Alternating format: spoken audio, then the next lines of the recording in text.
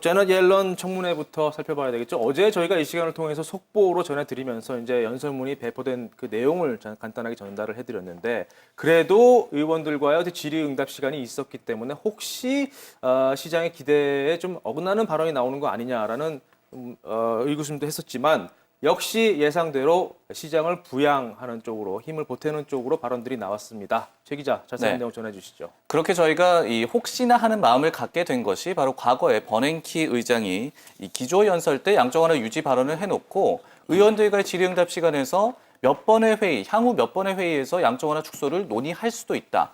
이렇게 말을 하면서 금융시장이 패닉에 빠진 적이 있기 때문이겠죠. 그래서 이번에도 혹시나 이렇게 변수가 생기지 않을까 걱정을 했는데 말씀하셨듯이 전혀 그런 것이 없이 상당히 무난한 청문회가 진행이 됐습니다.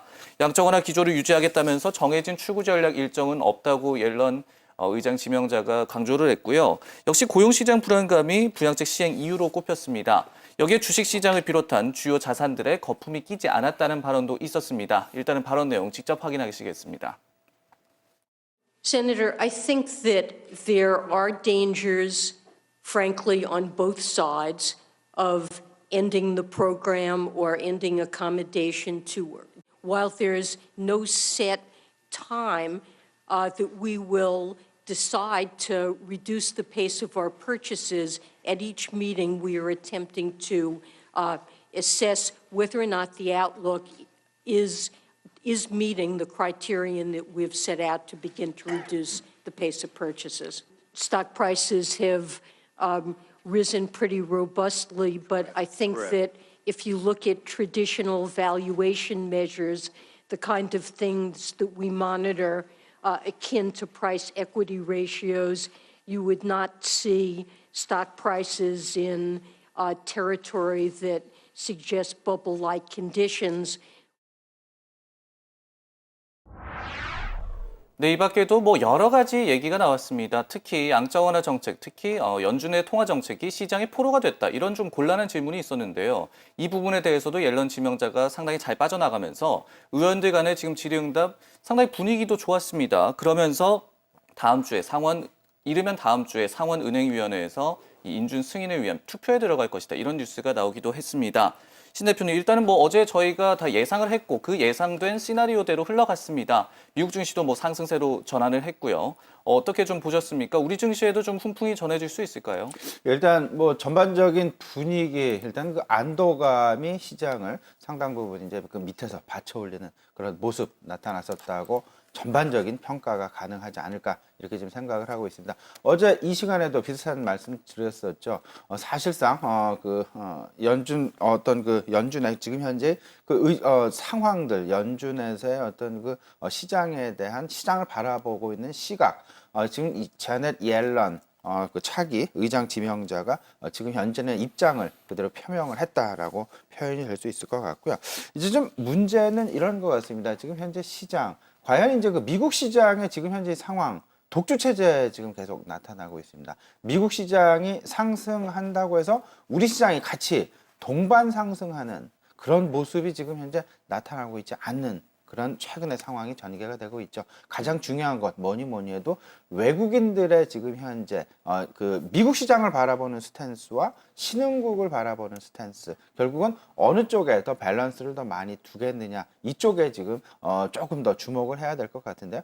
일단 이런 지금 안도감이 다소간 일정 부분 더 지나가야 그 안도감이 시장에 어떤 확신을 가지게 되면서 우리 시장으로의 외국인 유입이 가능하지 않을까라는 그런 생각. 지금 현재 아직까지는 좀 혼란스러운 상황은 지속될 수밖에 없을 것이다라는 것.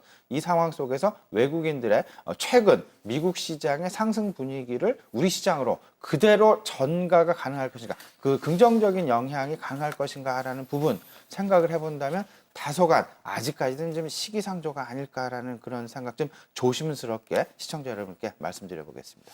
어제 저희가 기대하기로는 이제 국내 증시가 큰 폭의 상승세를 좀 기록할 것으로 기대를 내심했었는데, 개장 전에 이미 옐런 차기 의장의 어떤 발언 내용이요, 연설문 내용이 공개가 됐기 때문에 좀 힘을 받지 않겠느냐라고 생각을 했지만, 뚜껑을 열어보니까 그렇게 큰 움직임을 보이진 못했습니다. 기대만큼 오르진 못했습니다. 0.2% 오르는데 그쳐서 이제 1970선 회복에도 실패를 한 상황입니다. 그렇다면 이제 모든 것이 다 뚜껑이 열린 상황에서 이제 옐런 차기 의장 지명자의 어떤 그 의중이랄지 출구 전략 시점에 대한 뭐 발언이랄지 특히 증시의 거품이 아직 끼지 않았다라고 말한 부분이 이제 외국인들을 조금 자극할 것으로 보이는데 박수지 연구원이 보시는 국내 증시 움직임 오늘은 어떨 거라고 생각하시나요? 오늘은 어느 정도 긍정적인 흐름이 나올 것 같다라고 보는데요.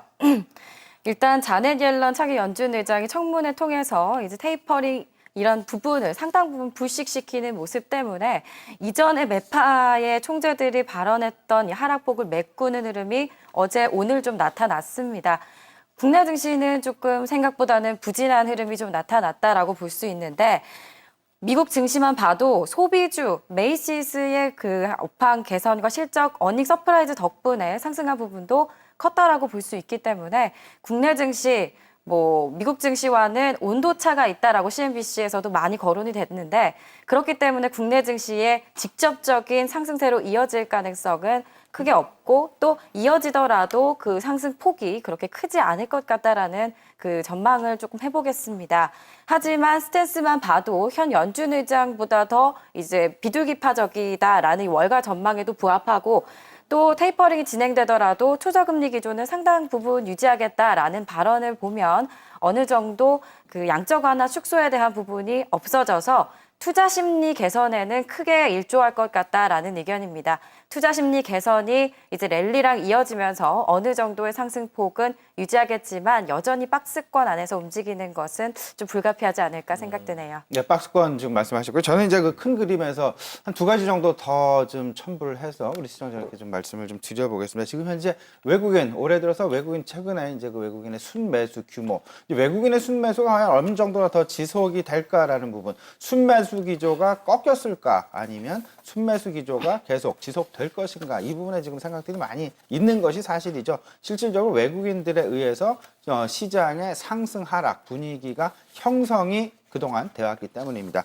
근데 지금 현재 그 외국인 순매수 규모 한 10조 원 정도 되는데요. 과거 불과 이제 그 몇 년 전이었습니다. 외국인 순매수 한 50조 원 가량 2008년, 9년부터 계속 이제 그 들어오게 되면서 지금 현재 어떤 그 시장의 분위기를 형성했던 그 당시를 좀 과거 좀 회상을 해본다라면 일단 추세적으로 외국인이 들어왔다. 외국인이 최근 들어서 45일이 넘는 순매수를 과거 이제 기록을 했다라는 점, 이 부분들은 추세가 지금 지속되고 있다라는 쪽에 아직까지는 무게를 두시는 것이 조금은 더 바람직한 그런 생각이다라는 것이고요.